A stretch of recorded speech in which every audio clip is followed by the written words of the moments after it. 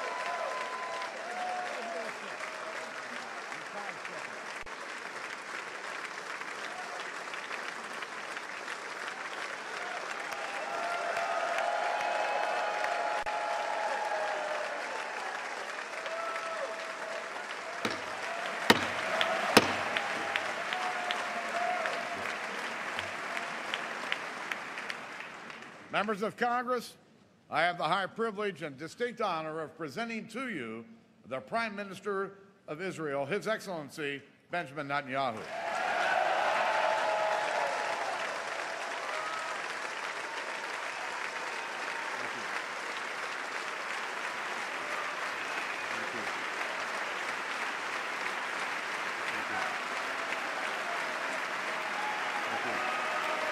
Thank you. Thank you. Speaker of the House, John Boehner, President Pro Tem, Senator Orrin Hatch, Senate Majority Leader Mitch McConnell, House Minority Leader Nancy Pelosi, and House Majority Leader Kevin McCarthy. I also want to acknowledge Senator Democratic Leader Harry Reid. Harry, it's good to see you back on your feet.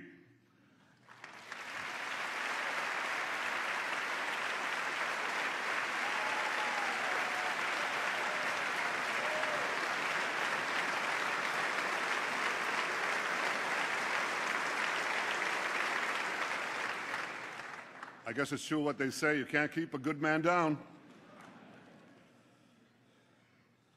My friends, I'm deeply humbled by the opportunity to speak for a third time before the most important legislative body in the world, the U.S. Congress.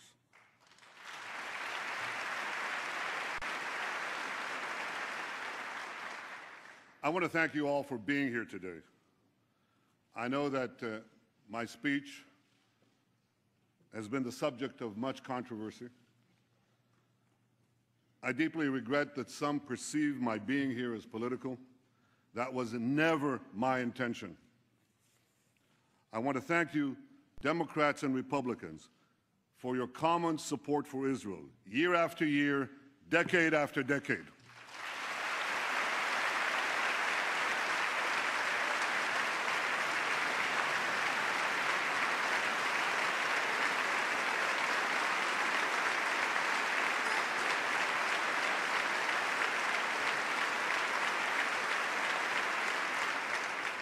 I know that no matter on which side of the aisle you sit, you stand with Israel.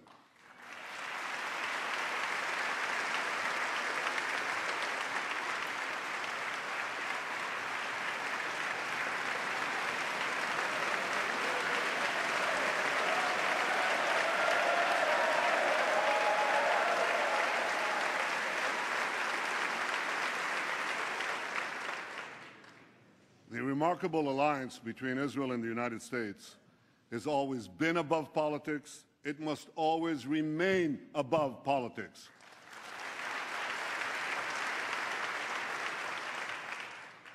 Because America and Israel, we share a common destiny, the destiny of promised lands that cherish freedom and offer hope.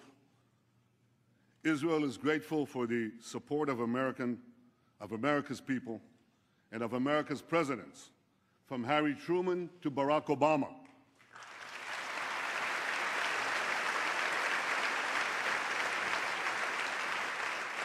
We appreciate all that President Obama has done for Israel. Now, some of that is widely known.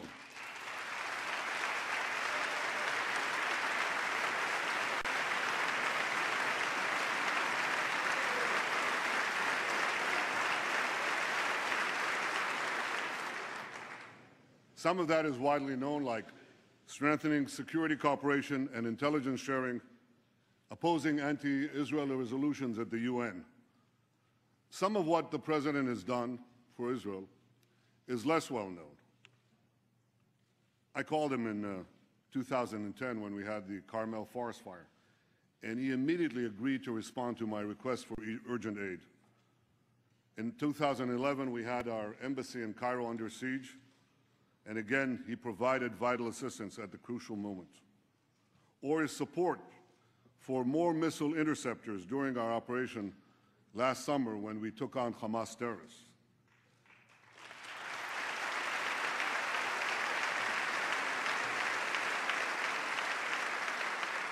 In each of those moments, I called the President, and he was there. And some of what the President has done for Israel might never be known, because it touches on some of the most sensitive and strategic issues that arise between an American president and an Israeli prime minister. But I know it, and I will always be grateful to President Obama for that support.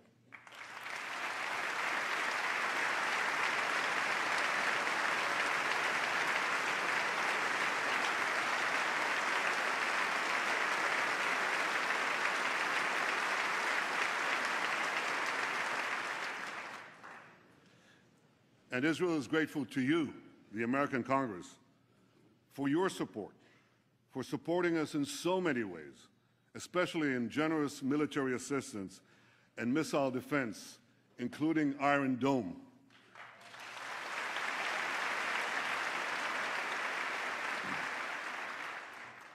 Last summer, millions of Israelis were protected from thousands of Hamas rockets because this Capitol dome helped build our Iron Dome.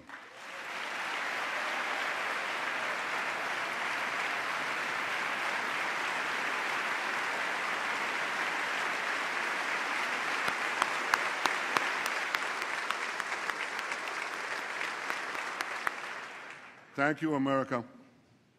Thank you for everything you've done for Israel. My friends, I've come here today because as Prime Minister of Israel, I feel a profound obligation to speak to you about an issue that could well threaten the survival of my country and the future of my people: Iran's quest for nuclear weapons. We're an ancient people. In our nearly 4,000 years of history, many have tried repeatedly to destroy the Jewish people.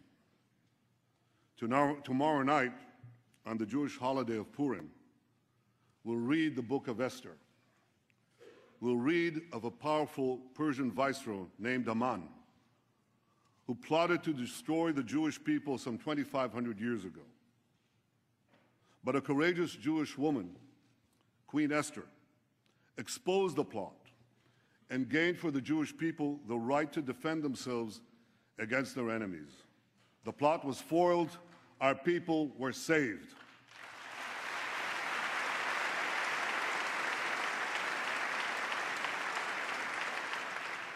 Today, the Jewish people face another attempt by yet another Persian potentate to destroy us.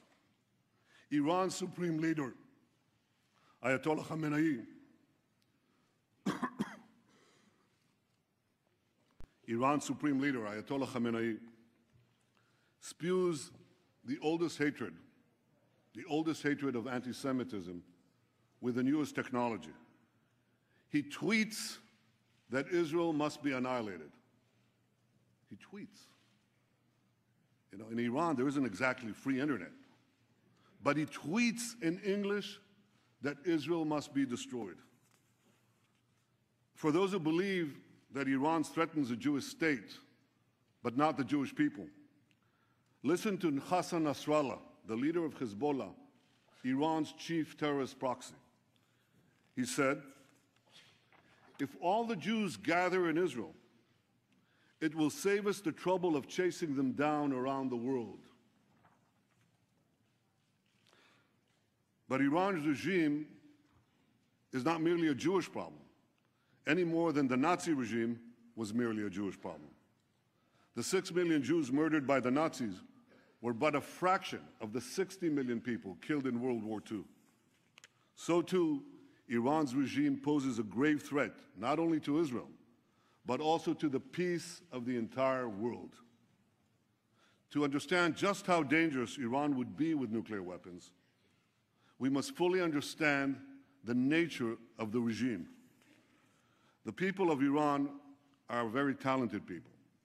They're heirs to one of the world's great civilizations.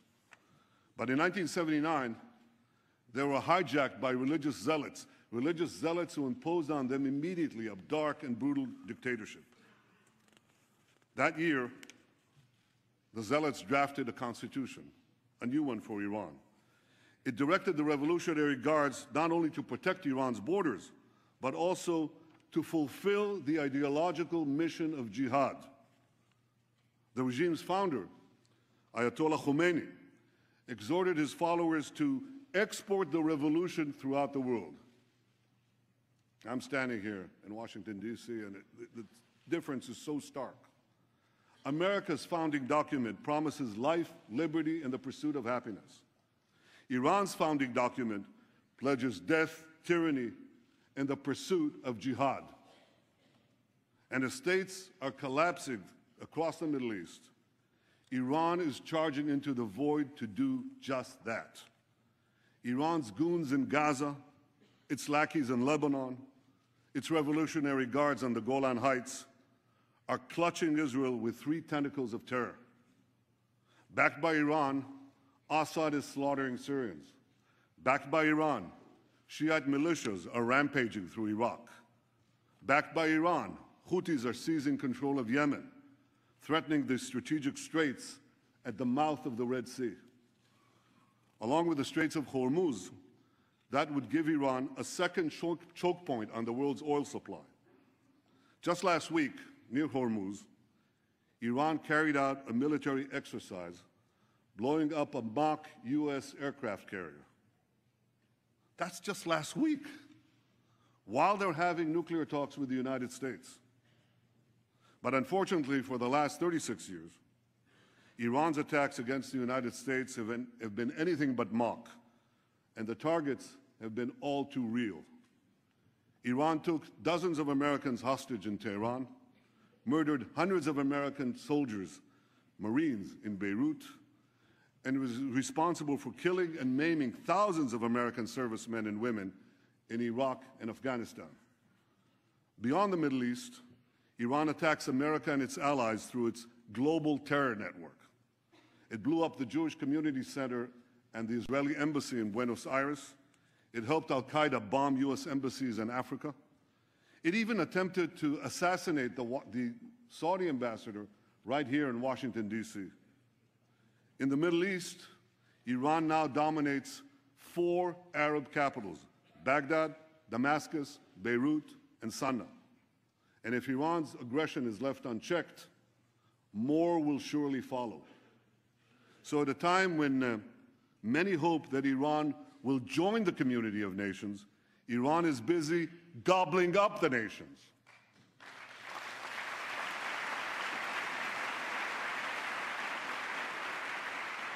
We must all stand together to stop Iran's march of conquest, subjugation, and terror.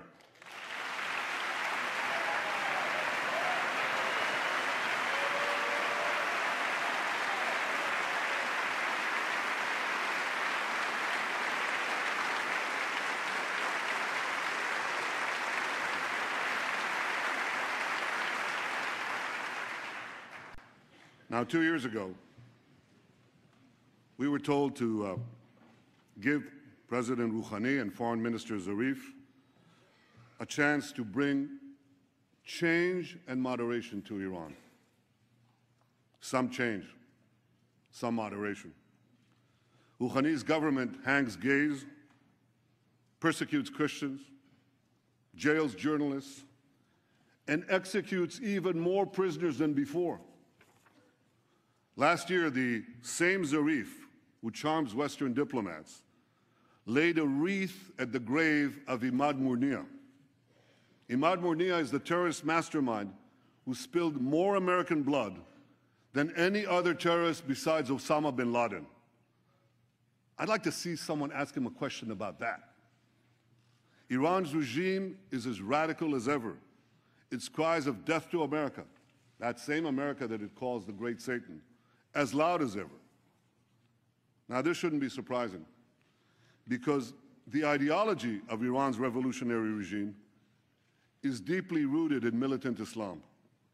And that's why this regime will always be an enemy of America. And don't be fooled. The battle between Iran and ISIS doesn't turn Iran into a friend of America. Iran and ISIS are competing for the crown of militant Islam. One calls itself the Islamic Republic. The other calls itself the Islamic State. Both want to impose a militant Islamic empire, first on the region and then on the entire world. They just disagree among themselves who will be the ruler of that empire. In this deadly Game of Thrones, there's no place for America or for Israel. No peace for Christians, Jews, or Muslims who don't share the Islamist medieval creed. No rights for women, no freedom for anyone. So when it comes to Iran and ISIS, the enemy of your enemy is your enemy.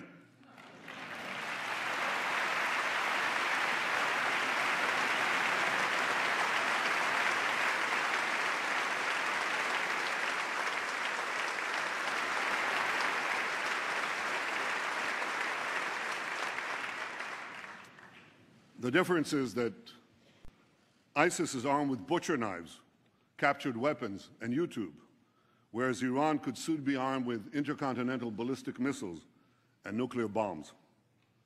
We must always remember, I'll say it one more time, the greatest danger facing our world is the marriage of militant Islam with nuclear weapons.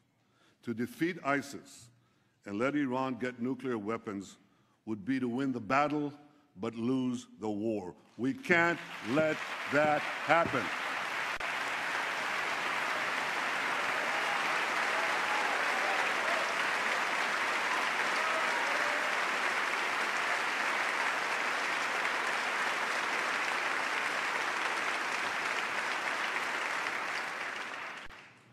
But that, my friends, is exactly what could happen if the deal now being negotiated is accepted by Iran. That deal will not prevent Iran from developing nuclear weapons. It would all but guarantee that Iran gets those weapons, lots of them. Let me explain why. While the final deal has not yet been signed, certain elements of any potential deal are now a matter of public record. You don't need intelligence agencies and secret information to know this. You can Google it.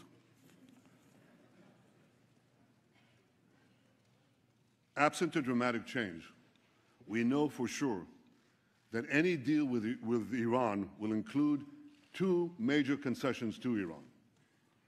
The first major concession would leave Iran with a vast nuclear infrastructure, providing it with a short breakout time to the bomb. Breakout time is the time it takes to amass enough weapons-grade uranium or plutonium for a nuclear bomb. According to the deal, not a single nuclear facility would be demolished. Thousands of centrifuges used to enrich uranium would be left spinning. Thousands more would be temporarily disconnected, but not destroyed.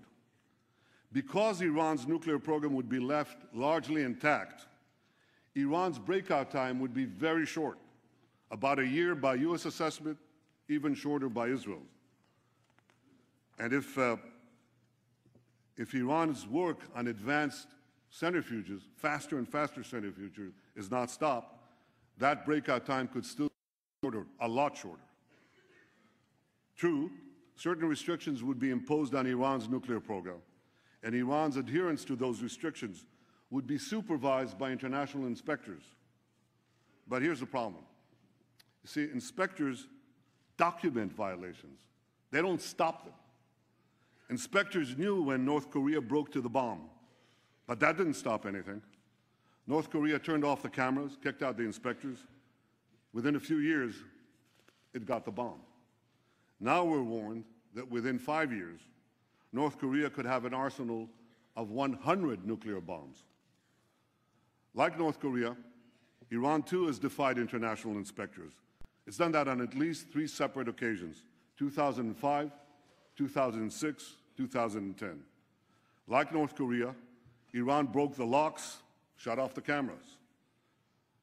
Now, I know this is not going to come as a shock to any of you, but Iran not only defies inspectors, it also plays a pretty good game of hide and cheat with them. The UN's nuclear watchdog agency, the IAEA, said again yesterday that Iran still refuses to come clean about its military nuclear program. Iran was also caught twice, not once, twice, operating secret nuclear facilities in Natanz and Qom, facilities that inspectors didn't even know existed. Right now, Iran could be hiding nuclear facilities that we don't know about, the U.S. and Israel. As the former head of inspections for the IAEA said in 2013, he said, if there's no undeclared installation today in Iran, it'll be the first time in 20 years that it doesn't have one. Iran has proven time and again that it cannot be trusted. And that's why the first major concession is a source of grave concern. It leaves Iran with a vast nuclear infrastructure and relies on inspectors to prevent a breakout. That concession creates a real danger that Iran could get to the bomb by violating the deal.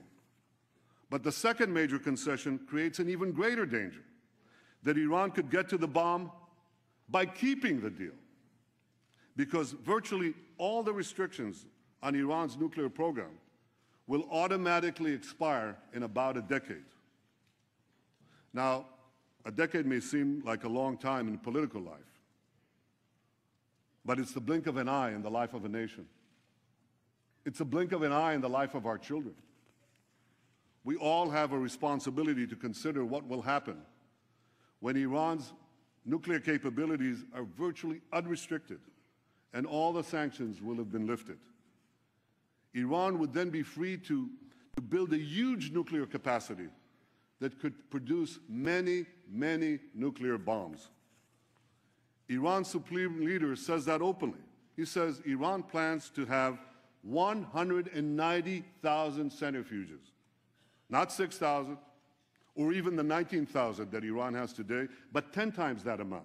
190,000 centrifuges enriching uranium. With this massive capacity, Iran could make the fuel for an entire nuclear arsenal, and this in a matter of weeks, once it makes that decision.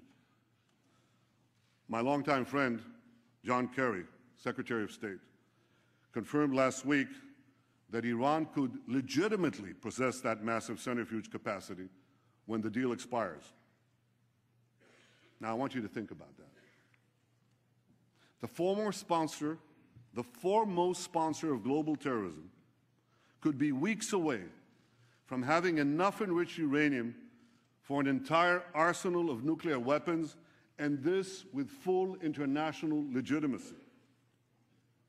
And by the way, if Iran's intercontinental ballistic missile program is not part of the deal, and so far, Iran refuses to even put it on the negotiating table, well, Iran could have the means to deliver that nuclear arsenal to the far-reaching corners of the earth, including to every part of the United States. So you see, my friends, this deal has two major concessions. One, leaving Iran with a vast nuclear program.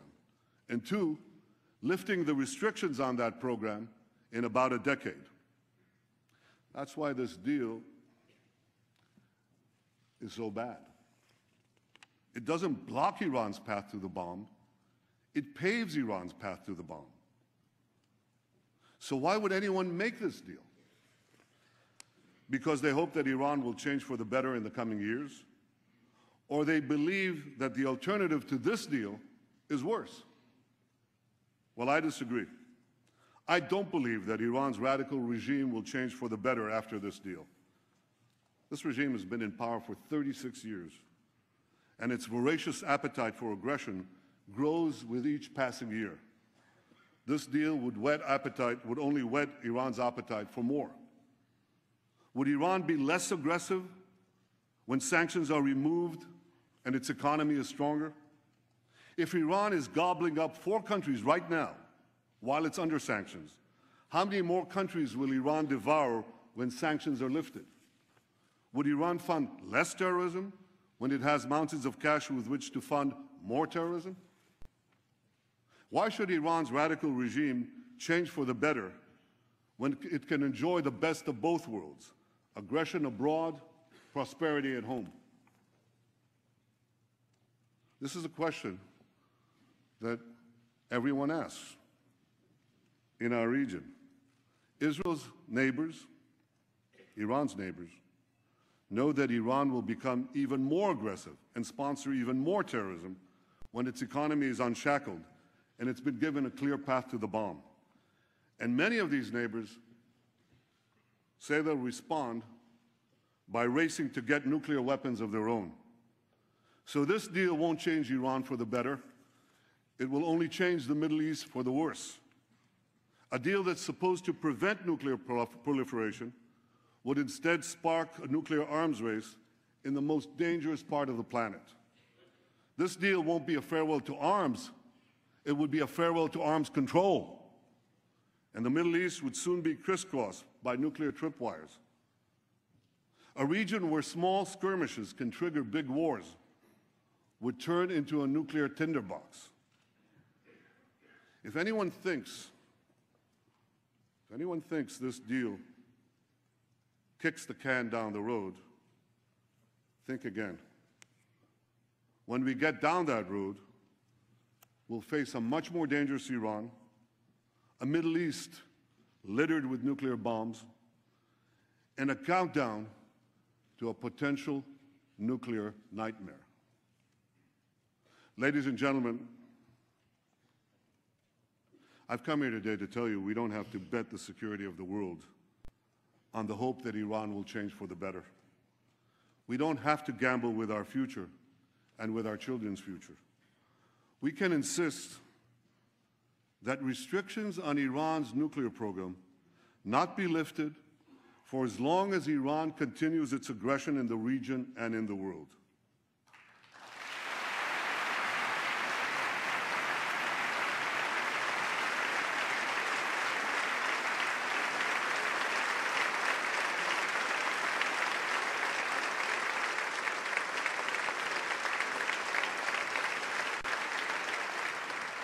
Before lifting those restrictions, the world should demand that Iran do three things.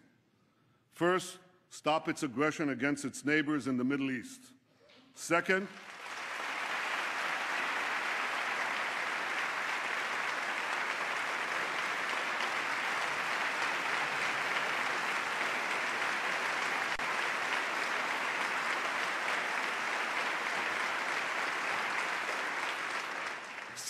stop supporting terrorism around the world.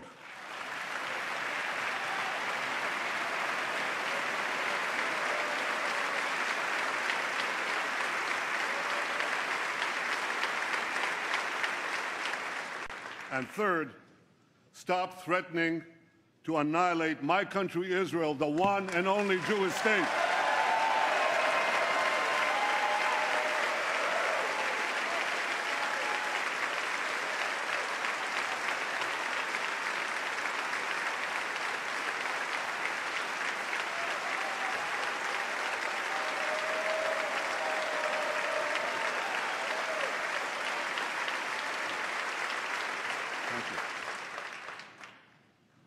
If the world powers are not prepared to insist that Iran change its behavior before a deal is signed, at the very least, they should insist that Iran change its behavior before a deal expires.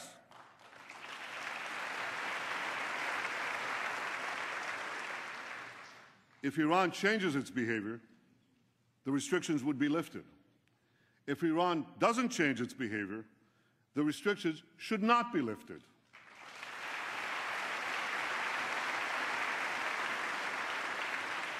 If Iran wants to be treated like a normal country, let it act like a normal country.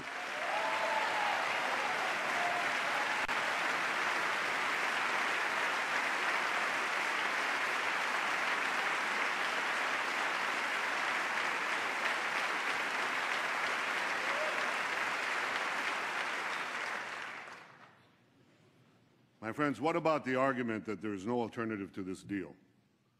That Iran's nuclear know-how cannot be erased, that its nuclear program is so advanced that the best we can do is delay the inevitable, which is essentially what the proposed deal seeks to do.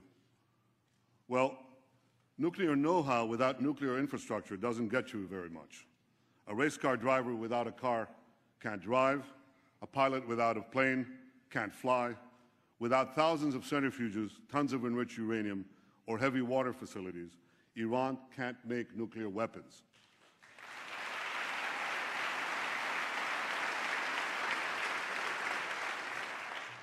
Iran's nuclear program can be rolled back well beyond the current proposal by insisting on a better deal and keeping up the pressure on a very vulnerable regime, especially given the recent collapse in the price of oil.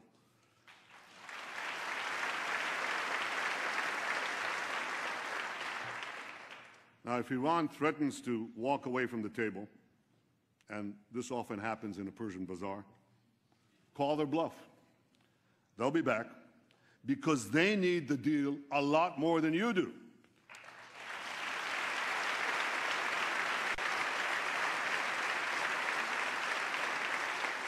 And by maintaining the pressure on Iran and on those who do business with Iran, you have the power to make them need it even more. My friends, for over a year, we've been told that no deal is better than a bad deal. Well, this is a bad deal. It's a very bad deal. We're better off without it.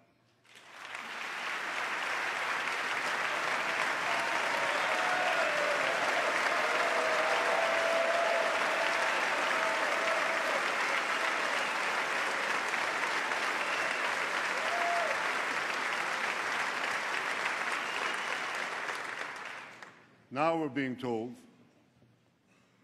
that the only alternative to this bad deal is war. That's just not true. The alternative to this bad deal is a much better deal.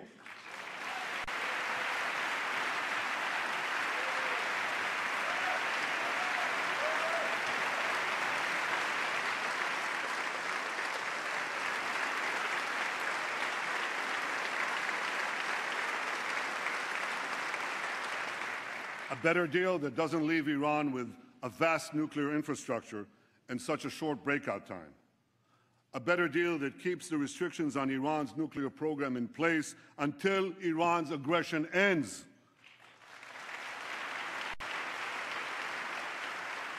A better deal that won't give Iran an easy path to the bomb. A better deal that Israel and its neighbors may not like, but with which we could live, literally. And no country has a greater stake. No country has a greater stake than Israel in a good deal that peacefully removes this threat. Ladies and gentlemen, history has placed us at a fateful crossroads. We must now choose between two paths.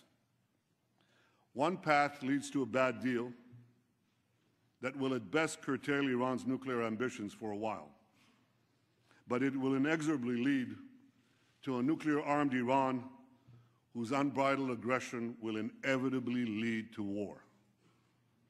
The second path, however difficult, could lead to a much better deal that would prevent a nuclear-armed Iran, a nuclearized Middle East, and the horrific consequences of both to all of humanity. You don't have to read Robert Frost to know.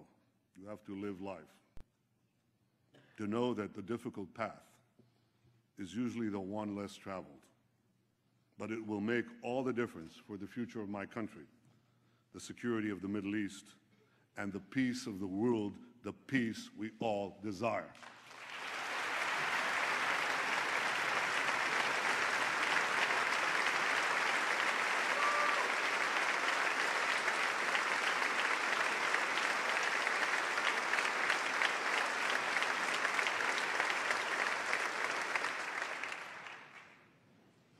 My friends, standing up to Iran is not easy. Standing up to dark and murderous regimes never is. With us today is Holocaust survivor and Nobel Prize winner, Elie Wiesel.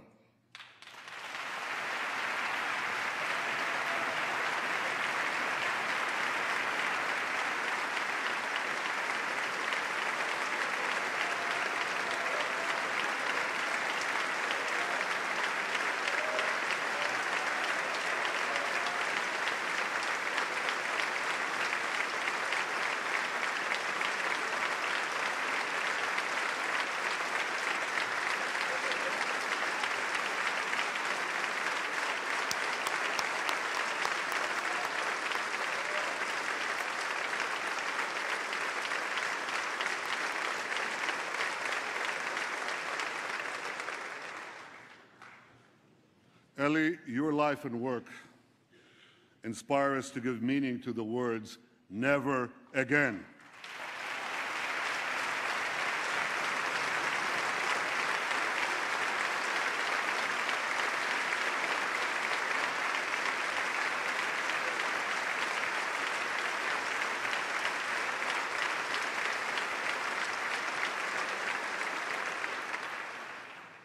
And I wish I could promise you, Elie, that the lessons of history have been learned.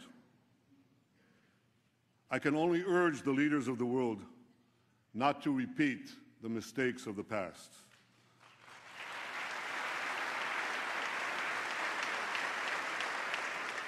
not to sacrifice the future for the present, not to ignore aggression in the hopes of gaining an illusory peace. But I can guarantee you this: the days when the Jewish people remain passive in the face of genocidal enemies, those days are over.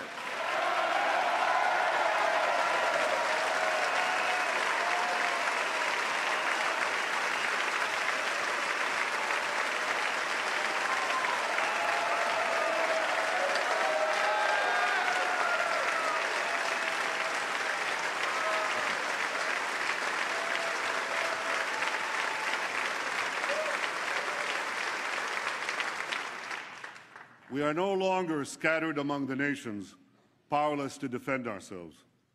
We've restored our sovereignty in our ancient home, and the soldiers who defend our home have boundless courage.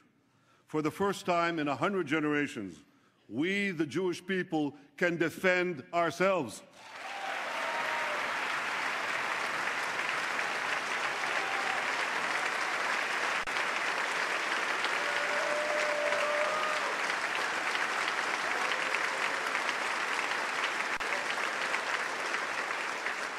This is why, as Prime Minister of Israel, I can promise you one more thing. Even if Israel has to stand alone, Israel will stand.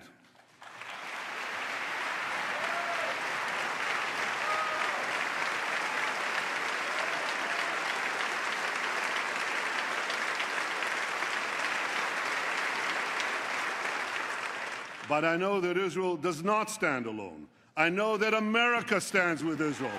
I know that you stand with Israel.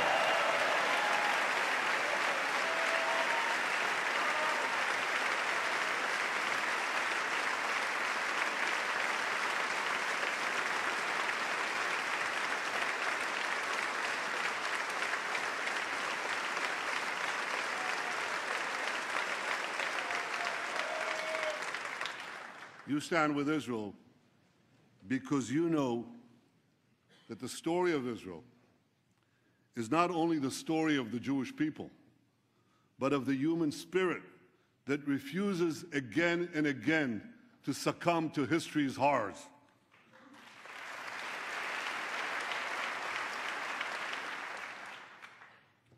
Facing me,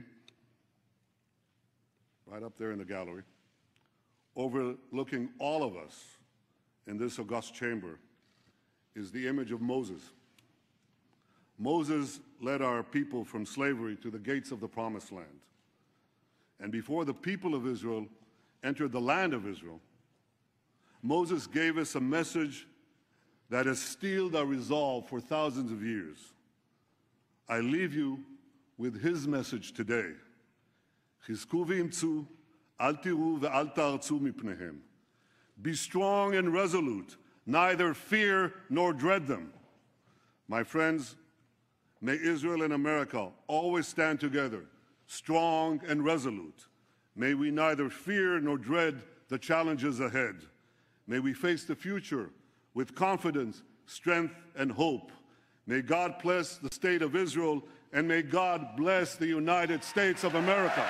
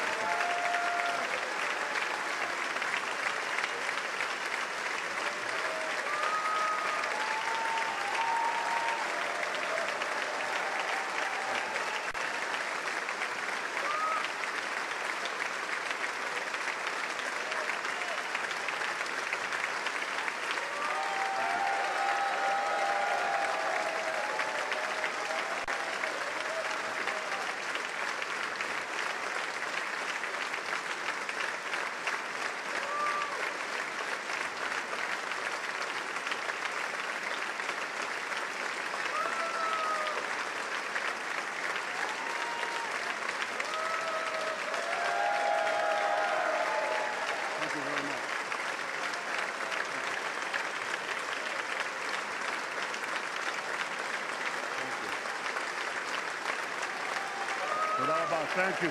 Thank you very much. Thank you all. You're wonderful. Thank you, America. Thank you. Thank you.